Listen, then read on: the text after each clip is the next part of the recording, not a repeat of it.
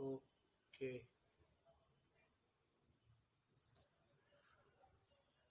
So, welcome all to another session of Polity 365. Let's start our session. This is the third session in the series. Unfortunately, I wasn't able to take a session yesterday, but I hope that these 2 days must have given you a little bit clarity on what to read and revise, specially about certain things that I have been stressing again and again upon. Right? Uh, this year, as I have already asked you to revise S.R. Bomai and Keshwanand Bharti case, today we'll be seeing a little bit more uh, about certain sections of polity that you need to have a good command over. Again, remember, polity is very different from your history. When we'll be discussing PT 365 culture and history section and the history one, you'll be seeing that we'll be focusing much upon very minute details. UPSC generally ask questions from history, the source being polity PT 365 culture, and in that particular PDF, you'll find that the questions are arriving from your one-liners, right? Here in polity, we need to have an overall grasp about what is happening and able to have a little bit logic about what we are facing right now. Okay? Ma'am, you can start the recording now. It is already on. Acha, theek hai. Great. Okay, guys. So let's start with democratic decentralization in India. Why is it important? Again, it as we know, 30th anniversary of our 73rd and 74th amendment. Remember, it was passed in 1992, but it was in 1993 that the amendments were finally came into force. Can anyone tell me which was the first state which brought the amendment into action?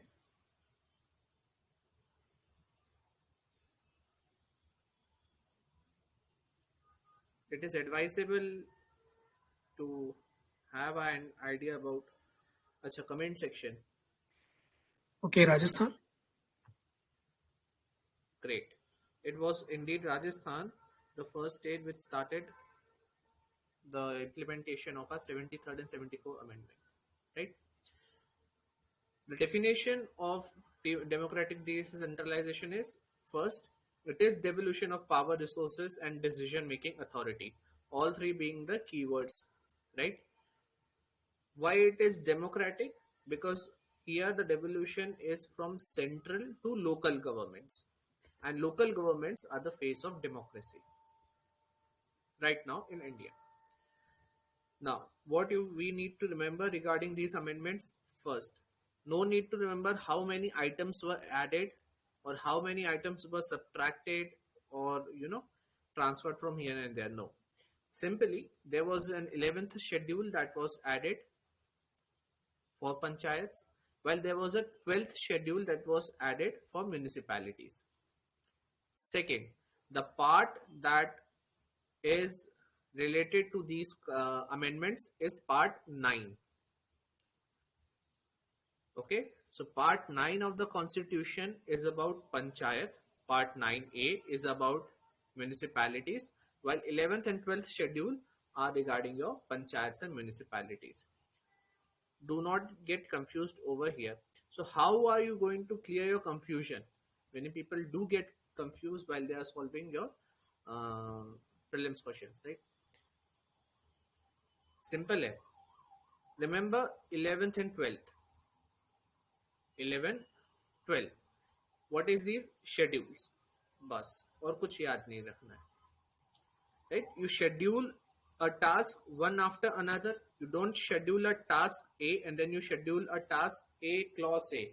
No, you schedule a task A and then you schedule a task B. So it is an incremental order of tasks that you schedule. In this way, try to remember that is your 11th schedule and it's the 12th schedule, while the part are 9 and 9A.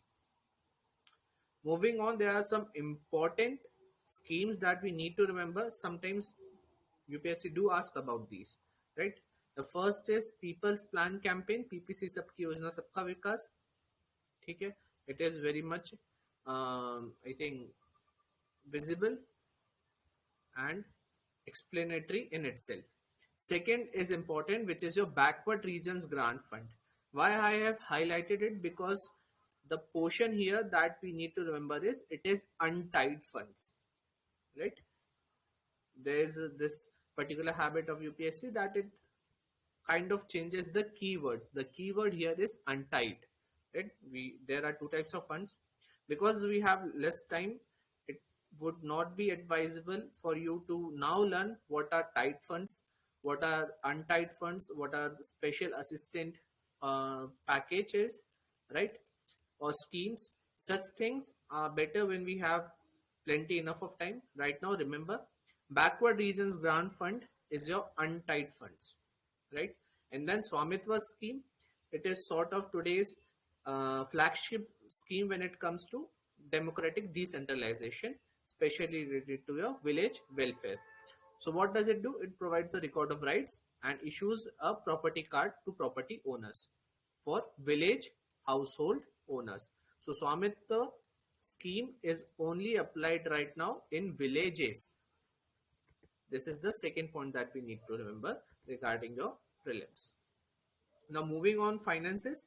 Again, this part is skippable because we don't need to dive much here about what's happening with PRIs, how they are collecting, what's the devolution. The articles can be remembered. Regarding the articles, remember from 243P onwards, it is about municipalities. I think this much can be remembered. Only two letters we have to remember, which are O and P. O, so before O we have panchayat and after P we have municipalities. Second, remember Delhi. Delhi government runs DTDC buses. And this DTDC buses, we have reservation for women, right? So your article 243D is about women reservation in panchayat, and article DC, right? It's regarding your municipality reservation for women. Okay, this is the shortcut for women reservation. Next, we have capacity building of urban local bodies. So remember this particular commission, है ना? UPSC have asked a commission 2 years back. So we are going to look upon capacity building commission in brief. First, it was constituted in 2021. Okay. Second, it's an independent body with complete executive and financial autonomy. It is this particular characteristic that makes CBC a special body. That's not only an independent, but it also has complete executive and financial autonomy. It is being serviced under Department of Personnel and Training, but it does not directly comes into that department, right? So CBC is a executive body that has been constituted. So it is a statutory body. Okay. Right now, because it's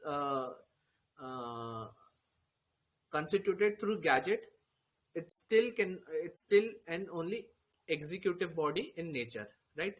Excuse me, it's still not statutory until unless an act is passed. So it is still an executive body because it is constituted in the Gazette of India. Furthermore, remember, it is serviced by Department of Personnel and Training. It does not come under this particular ministry. Cool.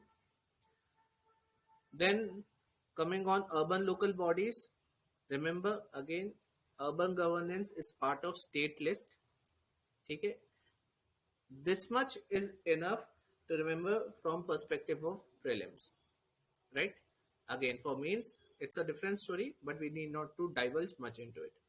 Now, the institution that was asked in prelims few years back was National Institute of Urban Affairs, and it asks about what it works, what are the characteristics of it. This is the reason why we need to see upon National Urban Digital Mission, because CBC was in news. So again, this is a mission that was launched in 2021. So both CBC and National Urban Digital Mission are launched in 2021 by, this was launched by MOVA, and the anchor or the main spearheader of this particular mission is your National Institute of Urban Affairs, again a PYQ. Next, the article is Panchayats extension to Scheduled Areas Act 1996, oftenly called PESA Act, right? So PESA Act was brought into the action after recommendations of Dilip Singh Bhuria committee. So again, in match the columns or something like that, does it come? We need to remember it's Dilip Singh Bhuria which constituted the, or which recommended the PESA Act, and hence is directly connected to panchayats. Now, what does it do? It basically extends the provision of Part 9, which is related to panchayats, to the scheduled areas of 10 states, which comes under Schedule 5. Okay?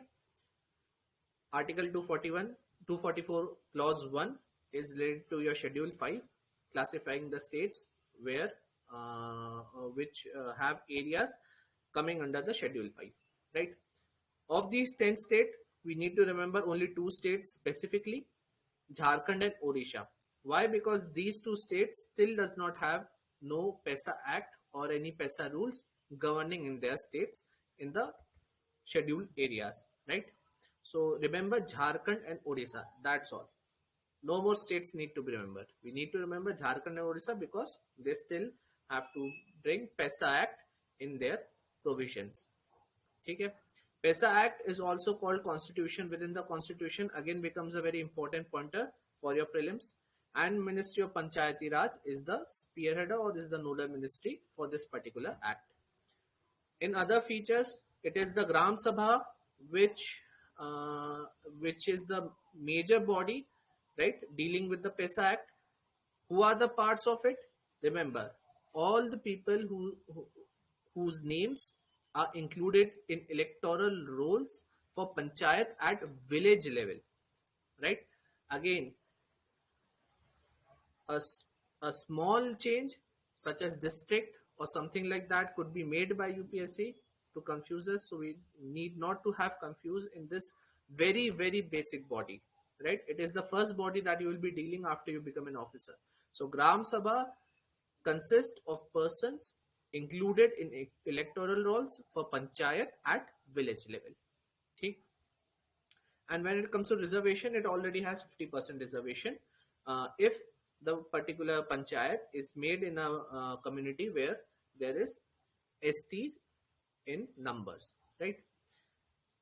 Now there is a difference or there is a comparison between 5th and 6th schedule. In 5th schedule, what we need to remember first, there is something called Tribal Advisory Council. Okay? This is mentioned in Schedule 5. Its creation is also mentioned in Schedule 5.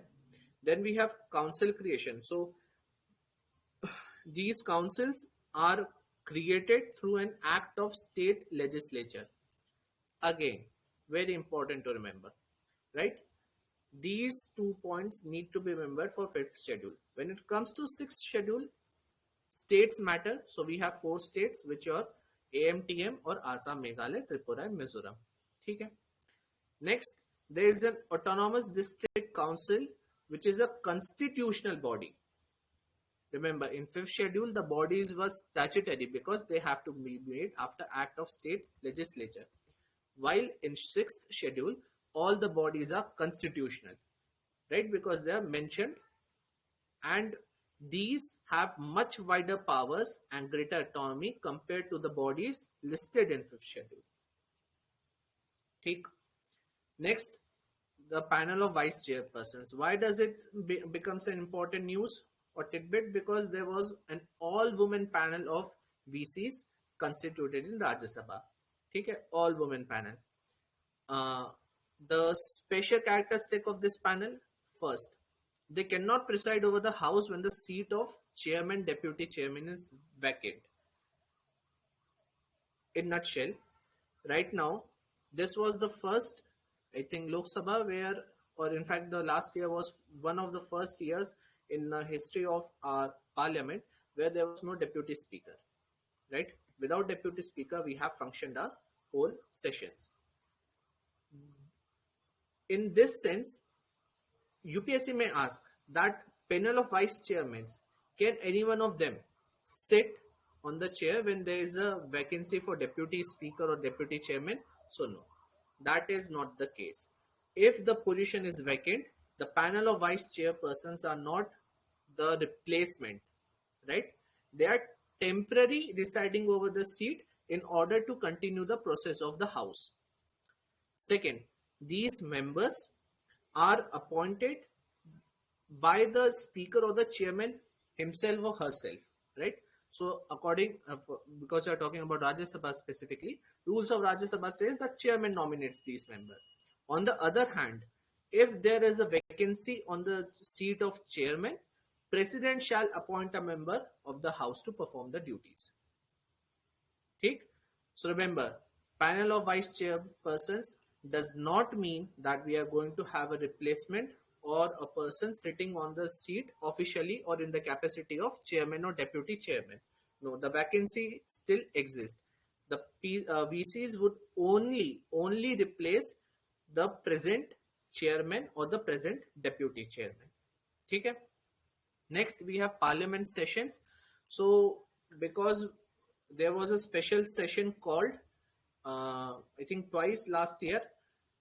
So, in this regard, we need to remember in Constitution, as per Article 85, we have only 2 sessions in nutshell to be held in our parliament, because it says there should be gap less than 6 months between 2 sessions, right? The convention says 3 sessions, so we need to remember, as per Constitution, 2 sessions are minimum, and it does not mention whether we have to hold sessions for 3, 4, 5 or number of that, right? Constitutionally, it is only 2 minimum.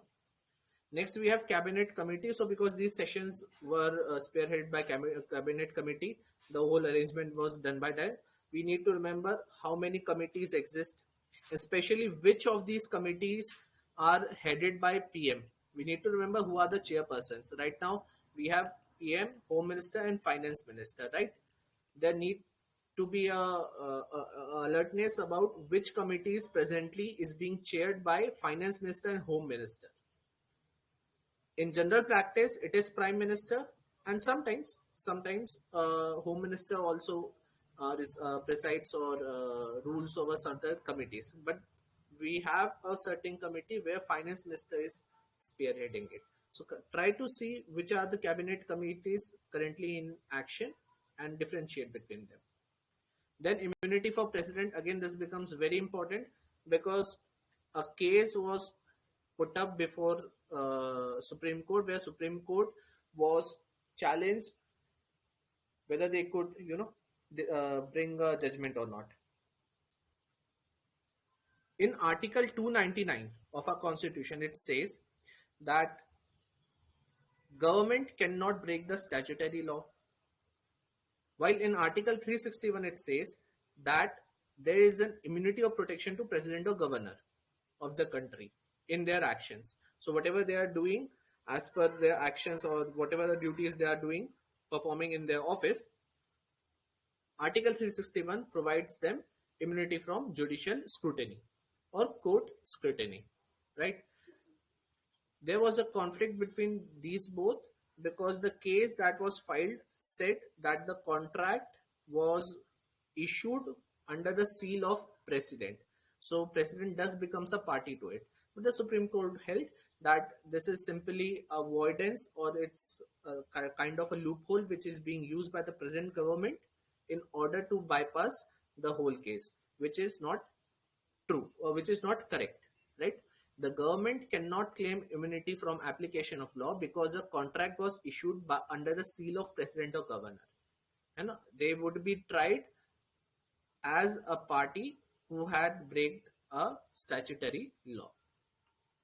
Relieving our president and governor from the case itself. Right? Then there was a parliament security breach. As I've mentioned in earlier sessions also, remember, every dealing in the parliament, whether it's ethics committee or any other committee, the main person, who is going to decide the course of action, or who are the people who should be charged with, right? Every sort of action that is pertaining to the particular case, it is speaker. The speaker would decide what course of action needs to be taken. When the security breach happened, we saw how opposition said that we still have not received an official report from Home Ministry or Defense Ministry, right? We have this particular breach, so why is the ministry not taking action? So the reason is because the breach happened in Parliament, it's the speaker who will be first, or who will be spearheading the investigation into such breaches, right? Similar to your earlier committees and stands that we have seen earlier. Okay? And other than that, all other sections that are mentioned over here, all the other snippets are not very much in focus or important when it comes to your prelims. You may read it once to get the clarity on certain actions or certain motions, such as adjournment motion, right? We already have seen uh, when we were discussing about no confidence motion, that minimum 50 members need to be required when it's Rajya Sabha, 100 when it is Lok Sabha, and a speaker would decide whether the motion has to be accepted or not. So if you are going to see these articles, you will find that we have discussed the major characteristic in other articles, in other news sections, or they have a nature which is almost similar to what you already know, right? So take a reading of the other things that I have not explicitly discussed over here, but do make sure that you don't forget the highlighted portion. This is very important to remember, because again, these are basics, and UPSC has this habit of changing or challenging your basics, right? For example, Article 85. Believe or not, few years back they have asked this particular thing, where they asked how many session. There was some sessions related question, and it said the parliament may meet. Remember, it said may meet at least twice a year, or the particular statement basically said that the parliament constitutionally was mandated to meet at least thrice in a year, right? So what happened was that one of my friend who gave that particular year prelims, though she wrote mains, she did this mistake. She thought that if in January session was held, and then after 6 months it was held in July, then the next session would be in December, and hence 3 sessions are must in a year, right? She baffled in her mathematics. That's a separate thing. But this was a very basic question that I think 80 or 90% people would have marked right. That constitution only mentions twice, right? So try to remember all the highlighted part that I have discussed and focused upon yet and again, right? These are basics. You need to have a command over these basics, and UPSC is going to question upon such basics. Okay. So this was our polity. Before ending the session, we will be discussing role of governor. This is also very important article, because again, there were many cases filed in Supreme Court related to the role of governor, right? But before that, I'll be asking about few topics that we have already discussed. Okay? So kindly comment in comment section if you know the answer. Okay. First of all, let's start with SR Bomai case. ठीक है? If Parliament Remember, if Parliament of India fails to approve the proclamation, right? We are talking about President's proclamation, which is your President rule, right? What is the article of President rule?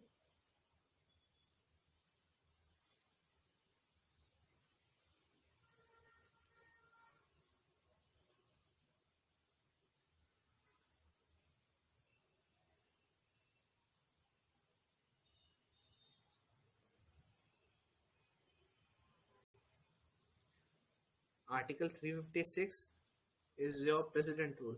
Are we sure about it?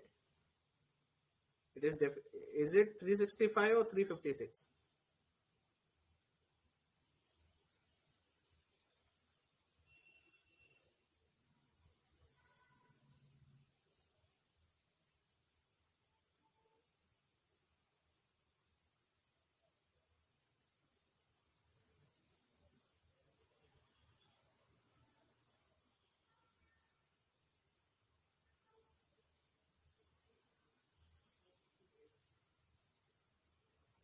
Great job. That if you have this confidence, 356, the correct article is 356, and not budging your position because you were pressured a little, shows that you're not going to lose the confidence in exam hall too, which is much more important than whatever you are reading, right? So job well done. Article 356 does relate with President's proclamation. uh, an extra question though, what is Article 365?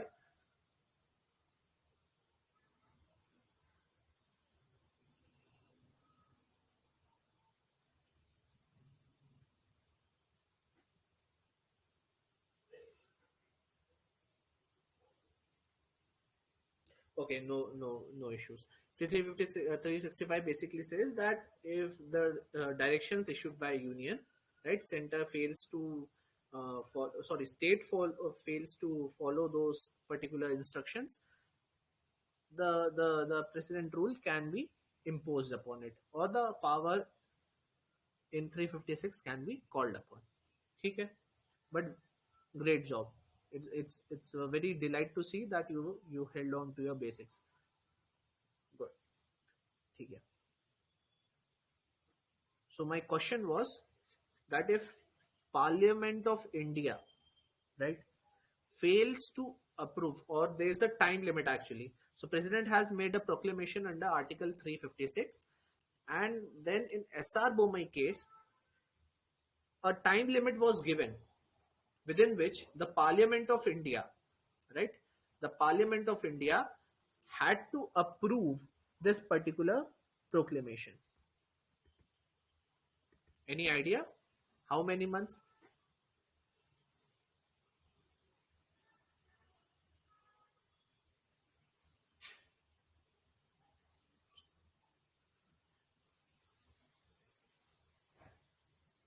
Maharashtra, there was a government, right? Governor recommended it. President rule. President rule was imposed. Parliament of India within few months have to accept or approve this particular proclamation. Only after which this rule of the President proclamation was well within the limits and approved, or was constitutional. So tell me, what is that time limit? Correct, 2 months. So if Parliament of India fails to approve the said proclamation within 2 months, the proclamation is received or perceived to be a failed proclamation, and the dismissed government will automatically be reinstated. So because it was not done within 2 months, the previous government of Maharashtra would come back, right? This is your Article 356 and SR Bhumi case. Okay. Let's move on to second. We discussed much about Article 370, right? And we have a small uh, idea about it. Can you name there were four sectors, right, to which center's legislative power was above the state legislative powers, right? There were four areas. Can you name any two? Any two areas out of four where center's legislature had more power, or basically would command the state legislature to follow the same? How we are going to relate it with the present world? Simply, GST was bought. So one answer is obviously finance. Sorry. So GST was bought. GST was bought and it was applied pan India. While on the other hand, center bought a law on forest, Wildlife Protection Act. It was not applicable in state of Jammu and Kashmir. So we also know environment of forest is a section which is over which the state legislator have more power than center, right? So finance is an area. Okay. International Treaty of Foreign Affairs, majorly, I mean, basically sides of same coin. Any other?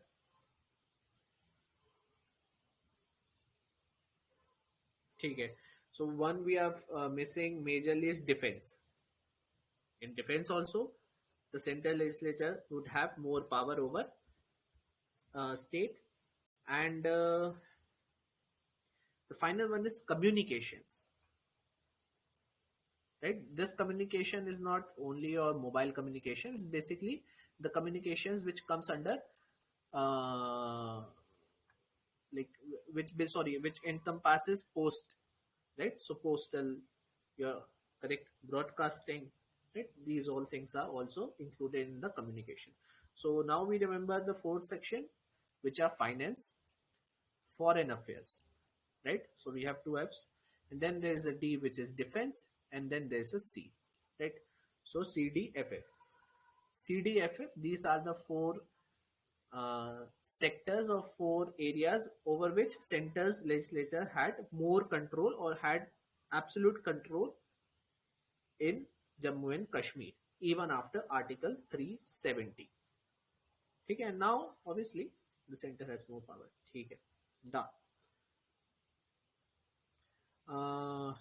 If the citizenship issue has been discussed, try to see about donkey.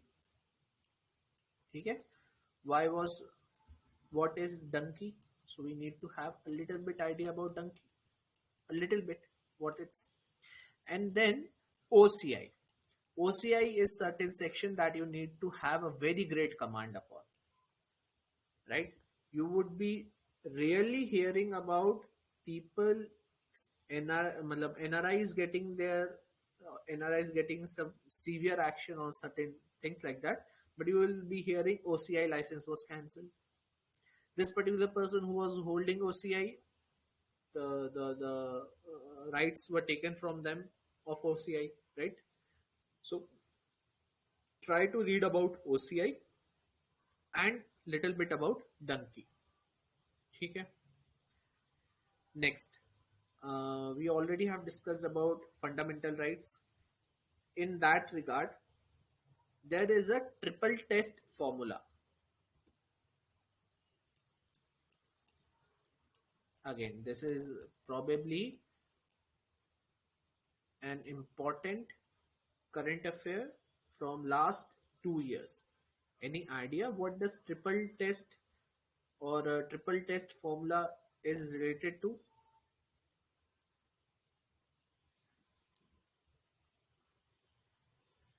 Broad. I'm not asking why it was in news or what is that particular thing. No, just a broad idea where the triple test is applied or which particular section does it relate to. Hint is that recently Supreme Court made an observation regarding that particular issue and said that those who have used their rights to become a government servant, their children must have been must or children should be deprived of the same rights. Correct, right? So it's a reservation where the triple test formula is generally used.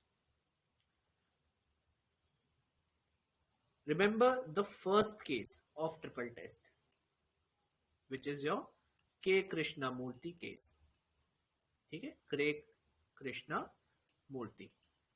So Narayan Murthy is always in news because he is the founder of Infosys. Now you have another Murthy that you need to remember. So K. Krishnamurti case of 2010 brought the whole triple test in existence. What it is, simply it basically lays down that there are three tasks that a government must take upon before giving reservations to any community. First, they need to have a commission set up. So this commission would be set up and it would made an empirical. Remember the word empirical. This is important to remember because it will help you in mains, right? So there is a word empirical.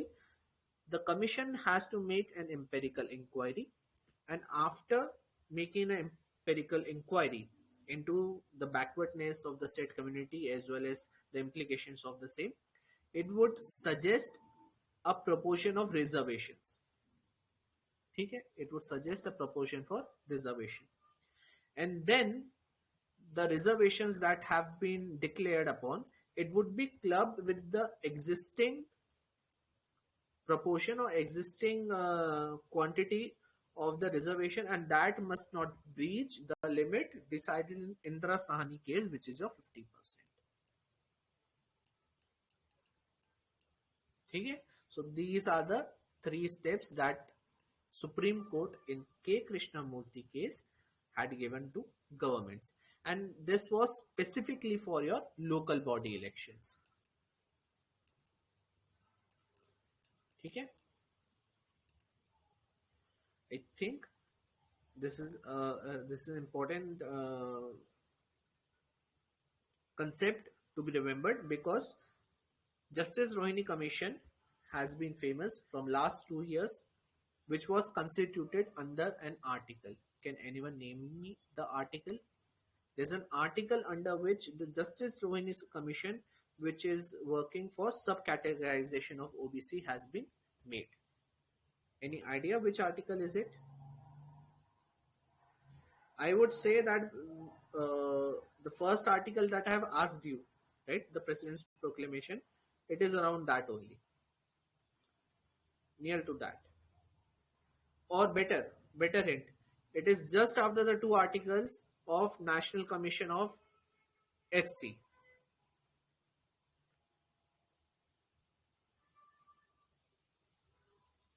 Correct. So 340, the article 340 basically says that you can put up a commission, right? You can basically put up a commission to investigate the conditions of backward classes, and Justice Rohini Commission is set up in this particular article or through the provision of this particular article. ठीक. Next, this is not related to your specifically to your fundamental rights, but because it was little bit news and fake news, right? Fake news today is a very major problem. In this regards, this particular term has been in news, which is your yellow journalism. Any idea about yellow journalism? If not, quickly write no. I have no issue with it, but if you do have, also try to write it a little bit quickly. Okay, no issue. So what is yellow journalism? It's basically a term for sensationalism. See, the word is itself now. Sensationalism over facts, or you are basically, what you are going to do is you are using attention grabbing headlines, right? You're trying to create this sensation that, oh, this happened. What happens is that while the truth may be little bit meager, it is able to create enough push for sales. So this is a marketing strategy, a immoral marketing strategy, which is used by certain papers or reporters in order to create sensationalism. ठीक? Again, sensationalism was, okay, I'm going to only say it as sense. So this particular issue was again in news because we have been facing the constant issue of fake news as well as paid news, right? So yellow journalism comes in regards to that. Also, PIB recently took an action which is called its fact check unit. So it said that there would be a fact check unit, FCU, of PIB, which would be checking the various news and try to verify which are the originals or the correct ones, right? ठीक है. NSA, we have not discussed it explicitly, but I am hoping that you will be reading about NSA on your own. If you do find problem about it, that it's too much descriptive, do inform us. We'll be trying to make it a 1 minute explanation on what NSA is or your National Security Act is, right? It would be greatly helping you to understand certain flaws in democracy as well as why uh, flaws in democracy which existed beforehand required such an action to be taken. So it is a topic which is very important for mains, right? From perspective of criticism as well as suggestions. Let's move on. So we already discussed a very major article which is pertaining to it, which is your Article 22, right? So I don't think we need to discuss it in much detail now. ठीक. Next, let me see. We saw right to silence, right? And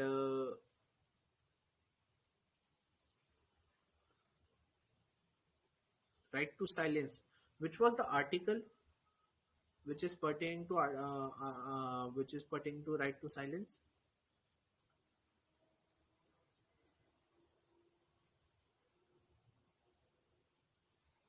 Article which is pertaining to right to silence.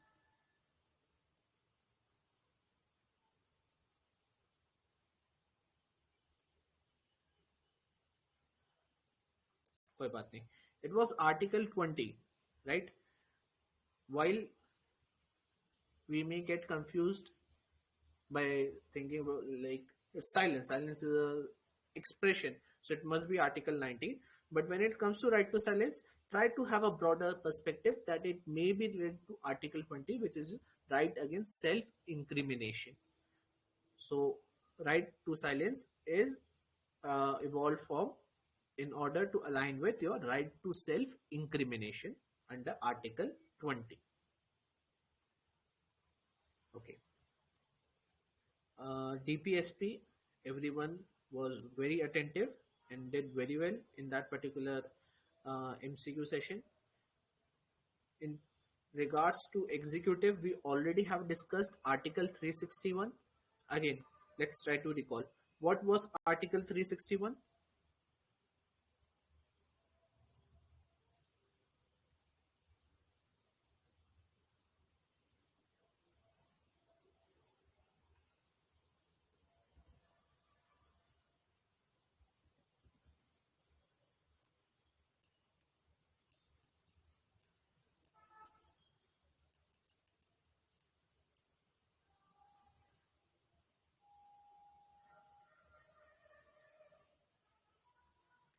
Sneha, if you are having certain issues with visibility of screen, try to, switch apps.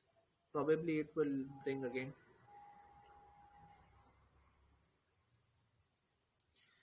Yes and yes. So Kshitiz, the article, yeah, the it's the correct answer. No permanent proceedings. Shika, okay. See, there is a difference between right to silence and right to remain silent. Uh, what do you understand by right to silence? Is it explain?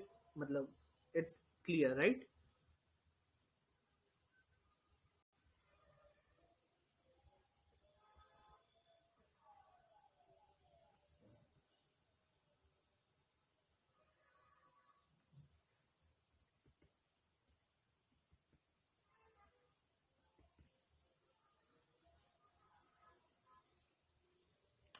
Uh-huh.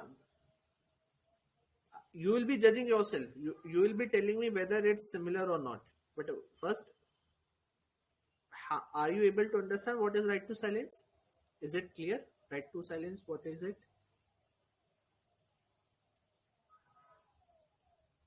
Great. Right. Now, right to remain silent. While it comes to right to remain silent, na, the thing is, it is part of Article 20, Clause 3. First, remember, in Article 20, Clause 3, Article says, it states that no person shall be compelled to be a witness against himself. Something similar like that is written in Article 20, Clause 3. Right? I'm not able to recall it verbatim, but it was something like that. So here you have right to remain silent. Now, what is right to silence? Is it same? Are we saying that the prisoners or the witness or the accused can refuse to be a witness against himself or herself? Are we saying the same thing or not? Yes. So in that regards, does right to remain silence right to remain silent and right to silence, do they become similar or not, or basically one or two faces of same coin or not?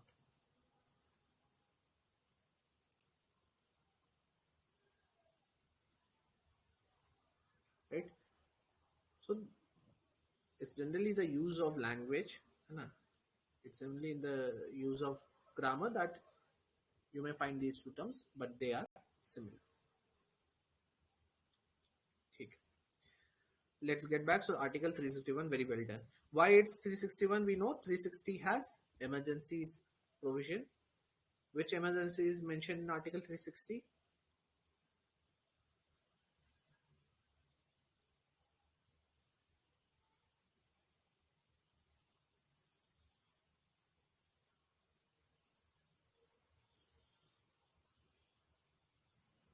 Correct. So basically, after 360, it's kind of that we have mentioned all the situations where the government, where the president have to intercept, right, in order to maintain the sanctity of our nation, right, security, the sovereignty. So in this regard, when those articles were over, Article 361 came, which says that anything that is done by president or governor in lieu of the powers mentioned beforehand, they are free from scrutiny. Great job. So Article 361, it's clear. Article 299 we already discussed. It was where when the government would be tried as a party if they have broke any statutory law. Okay. This year, because there were two major, remember, there were two very major cases which were exhaustively discussed in Supreme Court. One was Article obviously 370, and I think the other was electoral bonds. In both cases, there was a person who was very important, which is your Solicitor General of India. Sorry, Attorney General of India, right? Attorney General of India. He was representing the government, and he was successful in nutshell in one case, and while in second he wasn't. So, what is the article of Attorney General of India?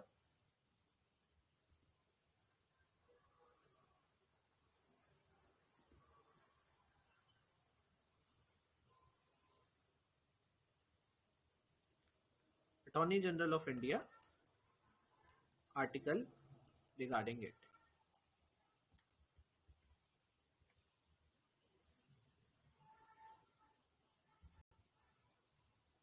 Great job. Article 76, right? Any idea who is a present Attorney General of India?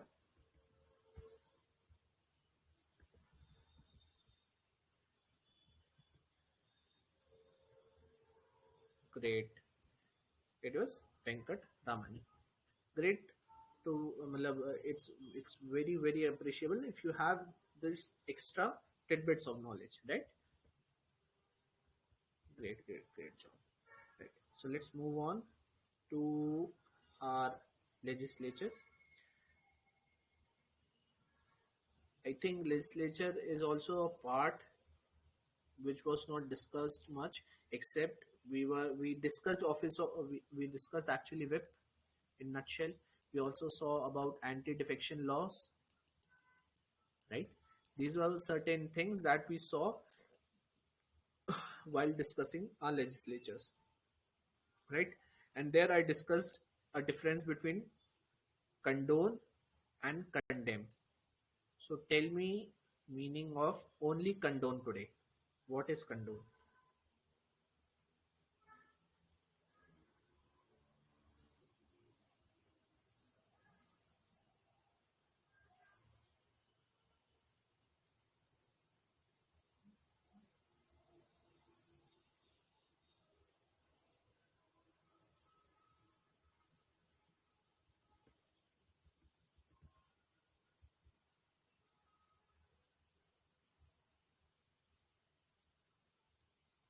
Great. Condone is accepting with a little bit of bitterness, right? It's not as easy to say that he accepted. He condoned basically means that he accepted sort of in a manner which had a little bit of resistance, right? Or he is still not able to overcome the particular issue that easily. For example, we could see that parents who have their children in marrying each other through love marriages, especially in regards to intercaste marriages, these parents generally condone, right? They are condoning the marriage, that is, they're accepting the marriage, but they are not 100% with their children, or they have completely accepted the particular decision. Cool. Okay. Next, let's see about reservation of women. Why reservation of women? Because center has said, or there was an amendment which was made after which Nari Shakti is officially 50% or will have 50% reservation. So was there an amendment which was made to constitution regarding this, or there was a resolution? Okay, there was an amendment. Number?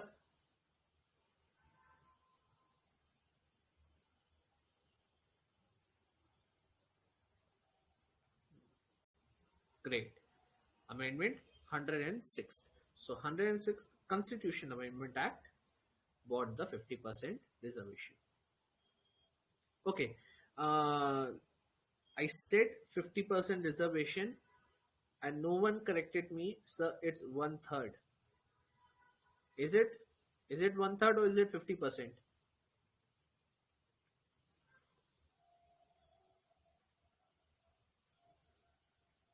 Good. Great. So in Lok Sabha, the reservation has been mandated of 30%, not 50%. Good. Great. ठीक है.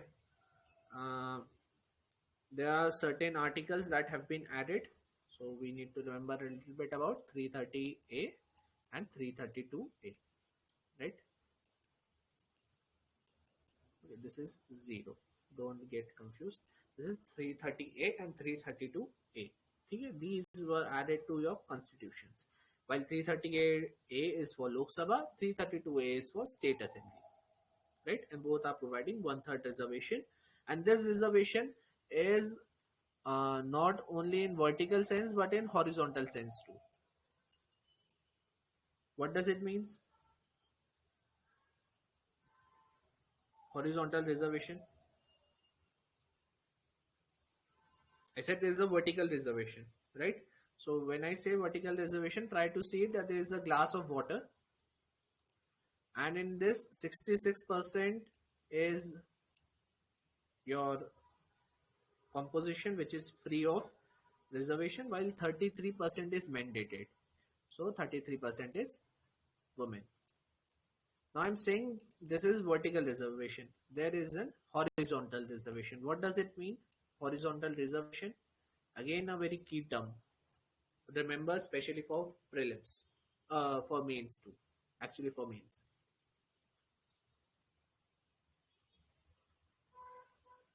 Okay, I'll tell it quickly. It is reservation among reservation. So we have SC/ST reservation, right? In Parliament, do we have OBC reservation too?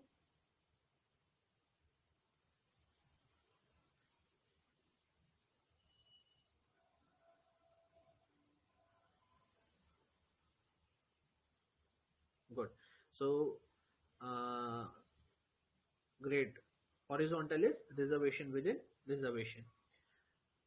So if these articles 33, 30A and 332A basically not only made it that 33% seats are to be for women in Lok Sabha, it also made that in SC/ST reservations there should be one third horizontal reservation too, right? And as pointed out, there is no explicit reservation for OBC. Great job. Again, then there is this particular year thing. It is advisable that after how many years this particular reservation would come in action. It is advisable.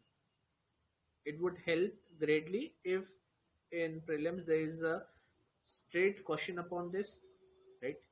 So it's better to know when the reservation would come in action. And what does it depend also? It isn't that the reservation is made correct. It is not only reservation is made after 15 years to come in action. No, it is said that it is on the basis of 2031 census that the reservation shall be made in 2036. Good. See, these are all sessions to revise what we have already learned, and not only I am able to gain confidence now that you know we will be able to crack prelims. We have this much knowledge. Only the confidence is required, and I'm seeing the confidence arise in all the participants. Great job. Okay. We discussed about a PV Narasimha Rao case, right? Not going to detail. I'm not going to ask you about the PV Narasimha Rao case because again it was a case in 1998. It was a case on corruption, right? Where it was alleged that he had taken bribery. What are the articles which provides immunity to legislature, or articles pertaining to privileges of legislatures? Shall I repeat? Article pertaining to privileges of legislatures.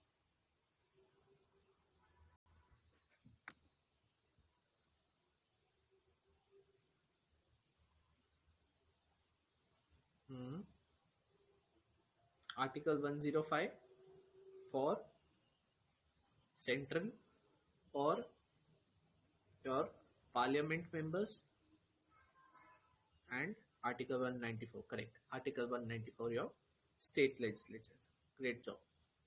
And then there was a constitution bench which basically judged upon this particular significant legal question. Any idea about constitutional bench or how they operate in general?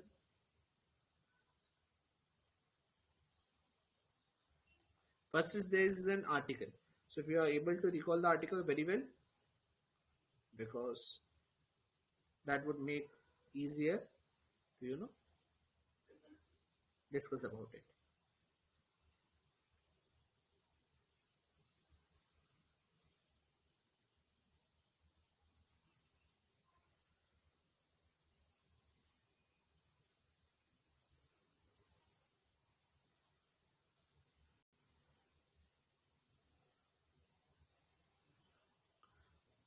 Great, right? It's Article 145, right? In the clause 3, it is also mentioned that the Constitution bench should have minimum of 5 Supreme Court benches. Judges. Also, there is this particular thing that, for example, PV Narasimha Rao case, right? Let's assume 5 judge bench was constituted and the verdict was given. Now, because the Narasimha Rao case had a judgment, and now we have to ponder whether the judgment was correct or not. if there is a constitutional bench which is put up to relook at the judgment, the strength must be more than what it was earlier. So we had 5 judge bench, right? Next time, if it is put up, it would be 7 judge bench. Remember, this is a sort of convention that happens, right? Remember, in your case of Keshwanand Bharti, it saw probably the largest constitutional bench, right?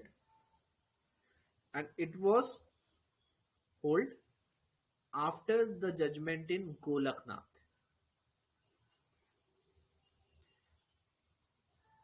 Again, before Golaknath case must have happened, but because Golaknath had a certain amount of judges, the Keshwanand Bharti had to have more judges than in the Golaknath case, which translated into the largest constitutional bench seen in any case over the history of India.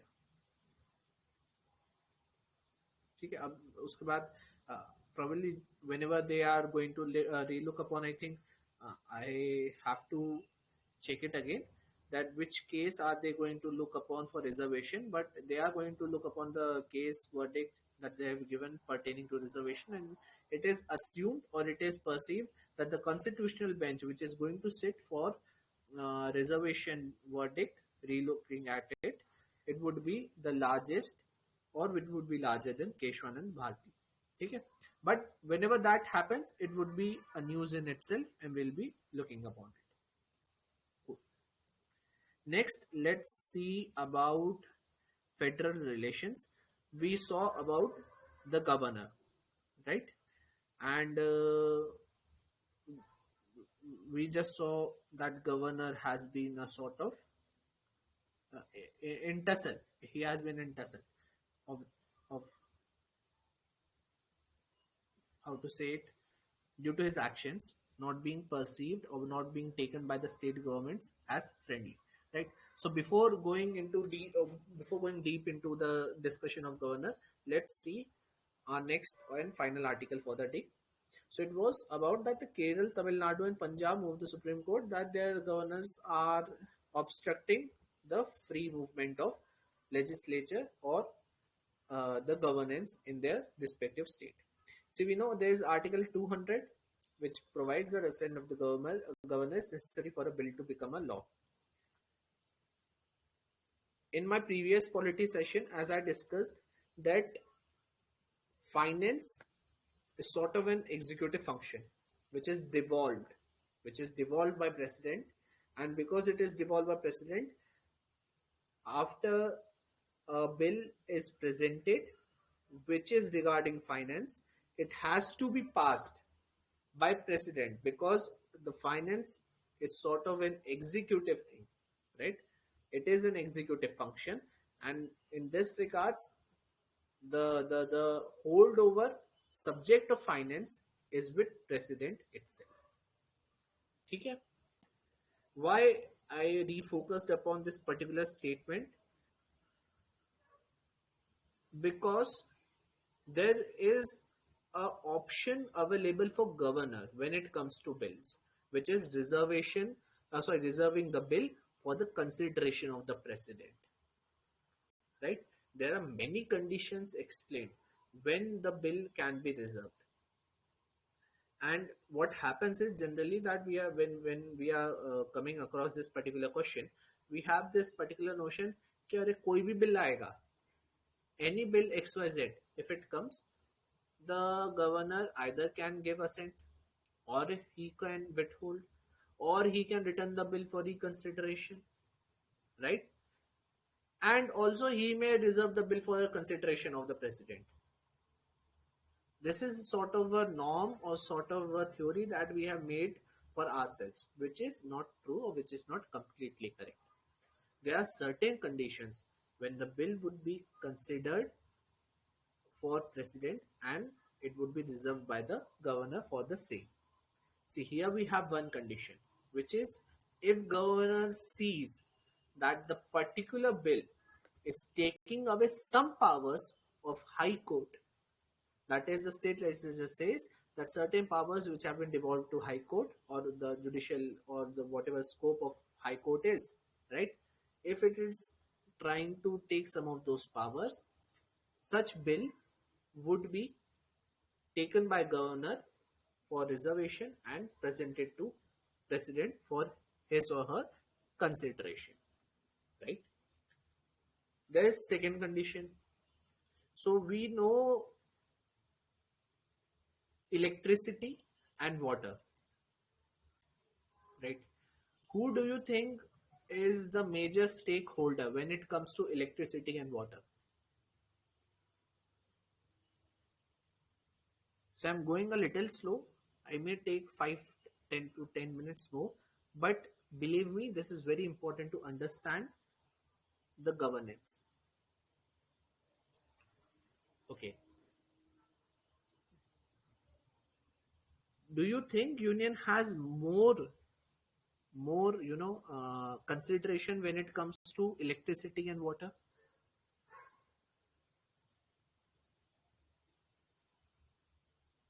For example, imagine that the present government, it passes a certain sort of bill, right, which says that each state must have only, let's say, 1000 liters of water available per city. Such a bill is passed by center. Do you think is it possible geographically or socially?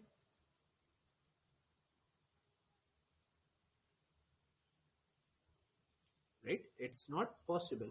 This is why electricity generation also depends greatly upon the geographical conditions of the area of the region, and water again is similar to that.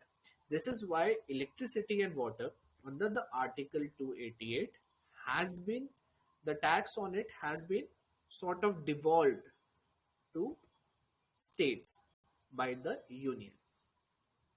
Do you get it? If you go and try to read about what is Article 288, है ना? If you try to read about it, it says that states, in respect of water and electricity, can provide certain exemptions. ठीक है, इतना clear हुआ? And when the states are going to provide such exemptions, these bills would be reserved by the governor for consideration of the president. So the fourth, we will try to minimize these options. First is assent, second is withhold, third is reconsideration obviously for the legislature, and fourth is consideration of president. So these bills which are pertaining to your electricity and water, they would be presented to the president. This is the second condition. And then there is another condition which is regarding your financial emergency. So what happens is if there's a state legislature who have to pass a particular bill, right, in the financial emergency due to some circumstances, such bill have to be presented before president, right, for consideration. So for example, in COVID, let's say government had said, "Ha, bhai, there is a financial emergency." It said, "Ha, financial emergency hai." In that case, any state which was going to levy a particular tax, let's say upon COVID mask, right? So we know that major manufacturing was sort of happening in certain sections of India. Can anyone recall which were the geographical sections of India, or in direction sense, right? North, east, south, west. We have 4 direction. So can anyone recall which were the major areas in COVID times which was manufacturing the COVID mask or your vaccines? Let's say only for vaccines. Correct. So in nutshell, can we say it's sort of southern India? So in southern India, we have our vaccines being manufactured majorly. Now, think government has applied a financial emergency, but the Maharashtra government or the Karnataka government says कि भाई हमारे यहाँ तो vaccines बन रही है, if we are able to levy even 1% tax on it, right, on its transport by the private companies, we'll be gaining enough money so that we the things may be functioning much more well in our state.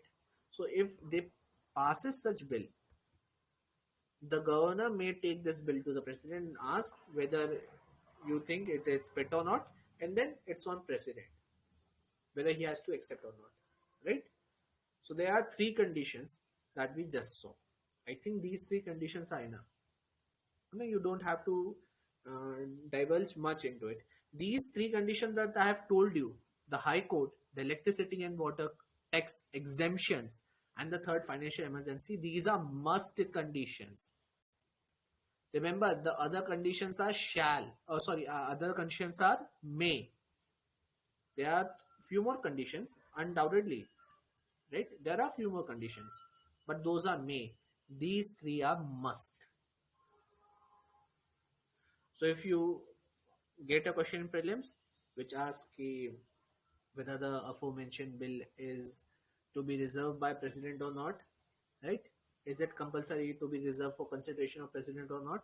You need to remember only three conditions are must.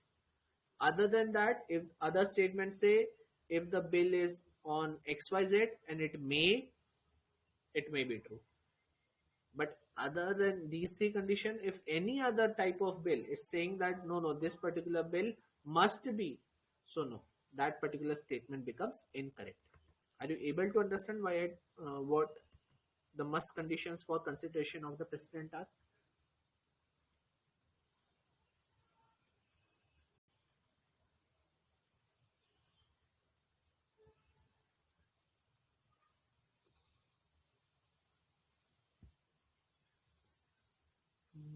Mhm.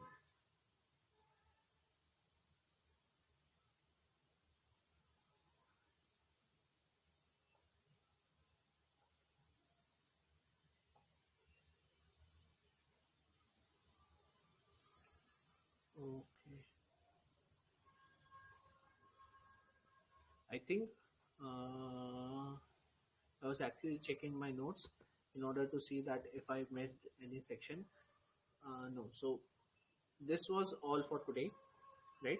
Again, it was a little bit exhaustive. As I said before, there are certain sections that I'm saying I have highlighted, right? If you get confused, try to revisit the video or ask ma'am to, uh, uh, I'm sorry, ask her to share some of these highlighted things so that you can focus upon which things must be read for prelims, right? It is not, it is like consideration of president, right? That you have to read these highlighted section, these are must, and you need to have a clear consideration for such highlighted one liners, right? Other things are all which you can read for your information. If you forget from those parts, no big deal, no big deal, right? Not every question in the prelims is to be solved. Certain questions we are going to leave, right? It's the strategic warfare that we are going to do in prelims. Okay? Writing mains is should be the first goal of everyone who has not written mains even once, right? You should divide your goals in a very simple manner. First, you have not qualified for prelims, so right now your goal must be to qualify prelims, and in order to do so, it's a strategic warfare. In the strategic warfare, we need to have right tools, not the maximum tools. We need to have right tools, and I hope that what I have discussed with you today turns out to be the right tools, and your revision on those tools help you get across this particular phase. Okay? If there are any doubts that you are having related to any section of polity that we have discussed till now, or before it, or after it, that is any doubt related to polity, you may ask in the comment section.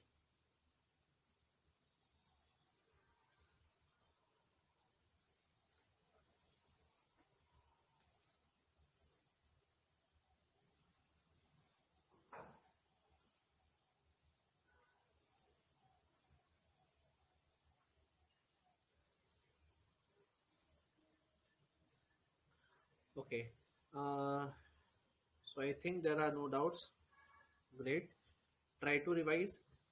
I'll try to take another session tomorrow, and in that particular session, I'll again try to give you only the basics that you must remember for your prelims, right? Other than that, if you ever get any question or you have any query related to prelims, do post the query. I'll try to resolve it in my maximum capacity, and if it's resolved, it's very good. So it would be shareable to your peers also, right? Also, as I've mentioned before, polity is not like economy, right? And much better comparison. Polity is definitely not like history. So in history, we will be seeing those 365, especially culture. Whatever the thing be, we'll be seeing PT 365. Your preference of revision